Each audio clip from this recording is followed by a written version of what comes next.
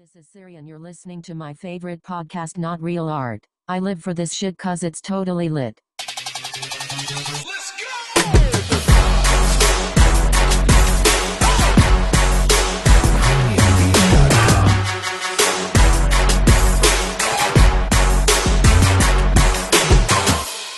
Welcome to Not Real Art, Siri's favorite podcast. That's right. Your hosts, Man One, And the guy that shall remain nameless. I prefer my anonymity. yeah. I want to keep a low profile. All right. You know, I think fame Yeah. is like overrated. Okay. I want to be able to walk down the street and not have people ask me for my autograph. All right. Well, just so you know, everyone out there, I'm sitting next to Banksy. So he doesn't want to say he's Dude, Banksy, but well, don't it's Banksy. tell him where we're at. All right. Yeah. That's the last thing I need. Keep a low profile. That's the thing. Like, I think anonymity Yeah. is really like the new black. I mean, it's like for me, it's like way more. I give me fortune, keep the fame. Right. You know, Right. like. But we're in LA, right? So fame is currency in of itself. I mean, I've seen some broke ass reality stars get into some very cool clubs just because they were famous. Right. You know? Yep. Meanwhile, I was trying to slip the bouncer $100 to let me in, and he told me to get back in the line, you know, because he didn't know who the hell I am. You know? Yeah, that's right. That's LA. So, That's how it works. you know. But yeah, I don't know. I just, you know, I like to be able to walk around and, you know, be incognito. Yeah. Well, you know, You can't do that though. I mean, people know you. it depends. Like, it feels like every time we're out, someone's like, excuse me, are you Man One? Yeah. My kids have a running joke about that. Oh yeah, what is Yeah, it? because it's, you know, like they can't take me anywhere without me being recognized, they say. And it's so funny because it's, you know, I'm known in such a small subculture, I think, of the art world, or the not real art world. The not real art world. Yes. And, you know, when I'm, for example, at Dodger Stadium and one of the ushers asks for my autograph, and then like the rest of the people in the stands are looking at it like, who the hell is this idiot? Well, they feel like losers because they don't know who you are. Yeah, they're like, you know, who is this guy? Yeah. And then I'm at Disneyland and one of the operators like lets us cut in line because they know who I am. So once in a while it's like, oh, that's cool, I guess, you know. Right. But, you know, my landlord doesn't give a shit. He wants his rent. Yeah, damn he it. wants his rent. So, you know, sometimes it doesn't transfer. But it is an interesting thing about LA. And, you know, I think other cities have that. But in LA, we're just so jaded by it, too. Yeah. You know? So, you know, when you meet people from small towns and Right. they come to LA Right. or you visit them and they're like, oh, my God, do you know? So I have a story about that. Right? Yeah. So, you saw The Matrix. Yeah. Okay. So you remember that scene where the guy asks the character, well, you know, you're going to have to, you can become someone else. Mm-hmm. Right. And what would you want to be? Right. And he says, I want to be an actor. Yeah. Remember that scene? Yeah, yeah. Okay. Well, okay. So I saw The Matrix twice. Okay. Right. I saw it once in Chicago the first time, and I saw Yeah. it for a second time in LA. Oh, okay. Okay. And in Chicago, when that scene came up, Yeah. like, what do you want to be? He said, I want to be an actor. Like the crowd was just silent. Oh, really? Just silent. Okay. Because it was like serious. Like the crowd, the Chicago crowd were like, oh yeah, actor. Oh, I thought they were going to laugh. No, in LA they laughed. Oh, really? In LA, Huh. Yeah. the guy goes, the guy says like, yeah, I want to be an actor. And the whole crowd just cracked up. Oh, that's pretty funny. You know? It's like, yeah, Wow. LA's, you know, Right. jaded. You know? Right. Yeah. And then when he told them if he wanted the blue pill or the red pill, Right. you know, Give me both. I'll take two. all the Crips got pissed off when he chose the red. Oh, right. Of course they would. Did he choose the red? What did he choose? Good question, I man. forgot what he chose. Yeah, you know, he chose the wrong one. He chose the wrong one, whatever it was. Yeah. The placebo. I can't choose. That's why I just take two. Take two. Call a doctor in the morning. Yeah. What happened to the money in my bank account? Yeah. Chris Rock has that bit about when you're going to the ATM, 2 in the morning, there should be like a little guy that pops up on the screen, like, what are you doing? Right. Why do you need $300 at 2 in the morning? Yeah. Right. Can't be good. Save your ass. Yeah, nothing good happens at 3 o'clock in the morning. Or That's something right. like that. That's right. Nothing. Yeah, after midnight. After Grandma midnight. used to say. Yeah, that's true. Anyway, well, so you've been busy, very busy. Yeah.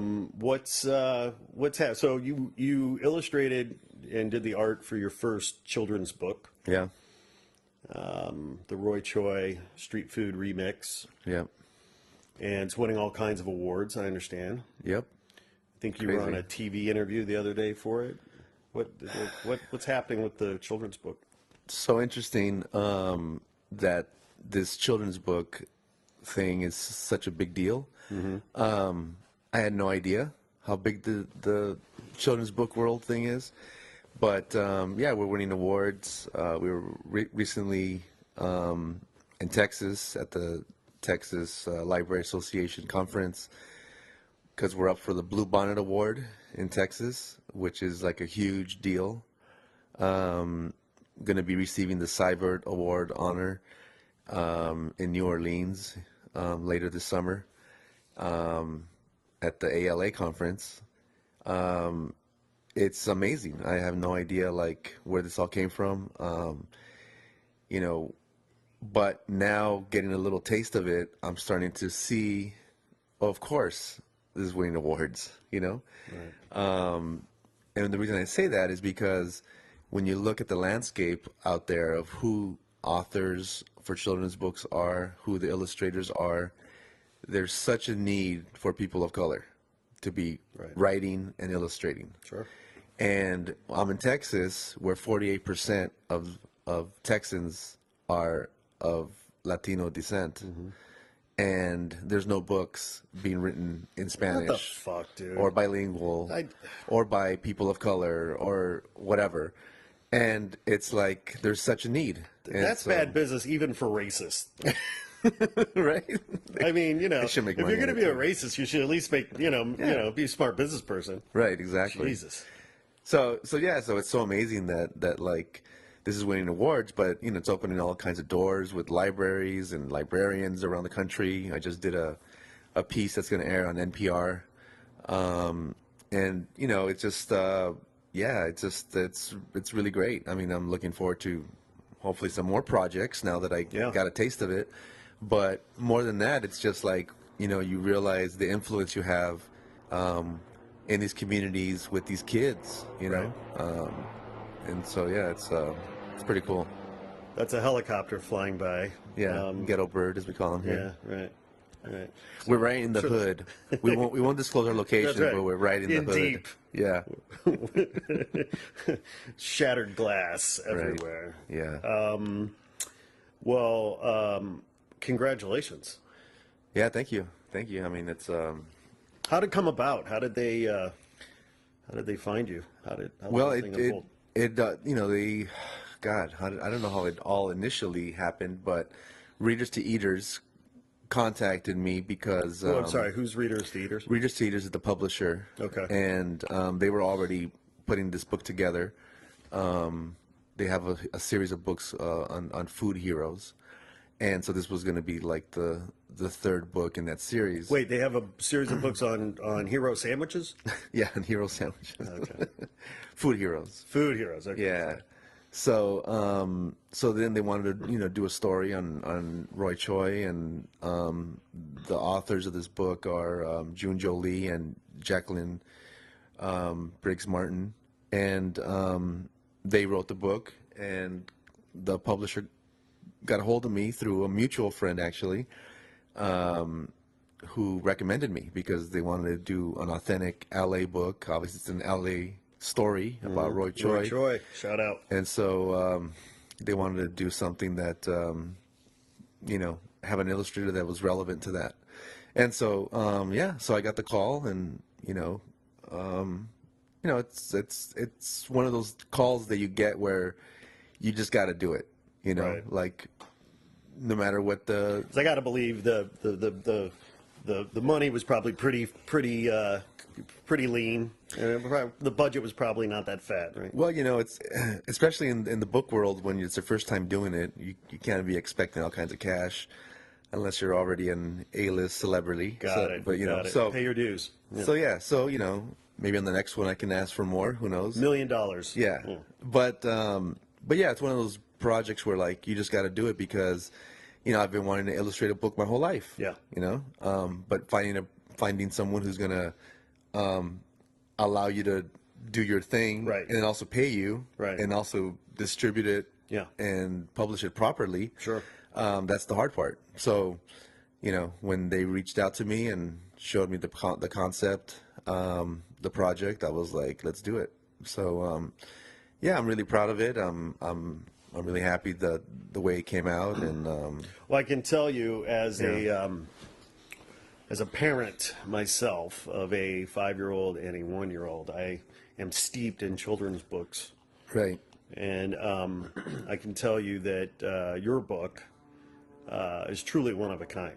yeah, Like, I mean, I haven't seen anything, not that I've seen them all, I'm just Right. saying, like, what I have seen, like, yours is, like, truly fresh and contemporary and cutting edge and innovative, and right. it's beautiful. I mean, it's thank you. beautiful, but it's Yeah. but it's freaking cool. I mean, it looks amazing.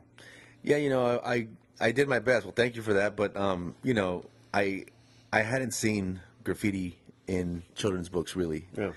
And if there is some books out there, I just wasn't aware of them. So I said, you know, I got to do something to really bring that element into it Yeah. and make it as authentic as possible. So most of the illustrations are actually spray painted onto canvas on a large scale, and then photographed, and then So wait, so to illustrate the imagery of the book, right. and the book is what, 10 by 14? I mean, how big? It's kind of a larger format, right? Yeah. It's like 8.5 by 11. Let's call it 8.5 by 11. Yeah, it's whatever. a little bigger than that, A but little yeah. bit bigger, right? Whatever. So anyways, what you're saying is you would paint on a canvas at Yeah. a large scale Yeah, like 6-foot canvases. the illustrations that would Right. then be reproduced at 10 by 14 or whatever. Yeah, so each spread, which is was a large canvas, like a 6-foot, Wow. 7-foot canvas. Yeah. And I spray painted the backgrounds, but then the actual detailed images and the stuff in the foreground was all done with pencil, and then photoshopped and colorized, Right. and then all put together, Wow. on the computer. So it was a long process, but it has that kind of animation cell kind of feel, I think, because there's the hard lined illustration in the forefront and the soft background, so it creates kind of a nice effect. And then also I have there's a page in there about Watts, where I have a graffiti piece that says Watts, and to me that's my favorite page, just because, like I said, I've always wanted to have see an actual graffiti piece in a children's book, Right, and right. until now I hadn't seen that. So You did it. So, I don't know if I'm the first, but it's definitely my favorite page, and I enjoyed doing it. And then also just getting the freedom from the publisher to really push what I wanted to do. Yeah. There was times when I wanted to be a little bit more conservative, and he was like, no, push it, So, yeah, it's kind of a fine balance about, how do you bring in the streets and the graffiti, but still tell a story to 6-year-olds, Well, it's a totally human story. Like, Right, I mean, right. it doesn't get more real than Roy Choi growing up in L.A. Right. and finding his way. But there's things in there where he's dealing with loneliness, where Yeah. he's dealing with rejection, the quote unquote dark times. Right. And, we had to figure out a way to illustrate that without making it, an adult version. Can I? So I don't Yeah. know if I've told you this, but one of the things I really appreciate about the book is the amount of intellectual. Well, what am I trying to say? I mean, it is clear that you have put so much thought into bringing this story to life with your art, and one of the things I enjoyed most about it was like even some of the hidden Oh, right. kind of ideas, Yeah. the hidden artwork inside the artwork. Right. That if people aren't paying attention to, they're Sure. probably not going to see it, but it's there. Right. And I don't know. I just think it speaks to the amount of love and passion that you put into the project to take it to that level. Right. Well, it starts off right from the beginning. The actual title is the Chef Roy Choi and the Street Food Remix. Mm-hmm. And the word remix is pretty important because it talks about a few different things, right? It talks about the remixing culture, being a Korean, growing up in Los Angeles, Korean American, Making tacos. making tacos. Right. There's the fine world of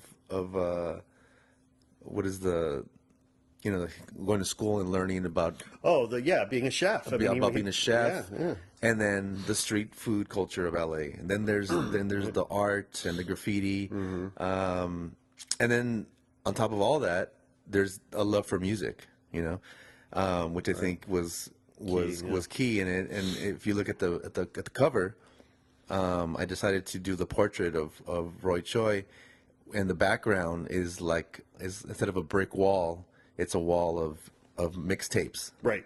Right. And so those are subtle things that are in there, but they reference like his love for hip hop, my love for hip hop, and growing up in that generation, So, and yeah, there's a ton of little hidden things throughout the book that reflect LA culture, or that talk about things that you would only know if you walked around Koreatown or whatever, So this is what we have to do. Yeah. We got to get Roy on the show. Yeah.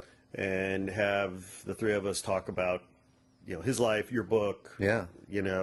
Growing up in LA, both of you growing up in LA. The book oozes Right. LA, and it's so authentic and so rich. Right. And so we got to get him on the show. And we're running out of time, unfortunately. Real quick before we go, where can people buy the book?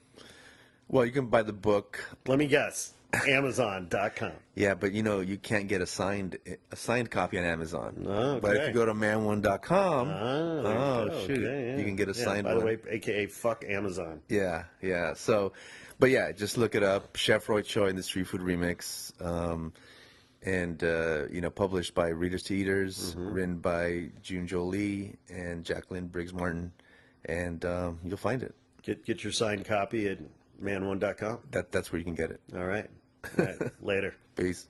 Let's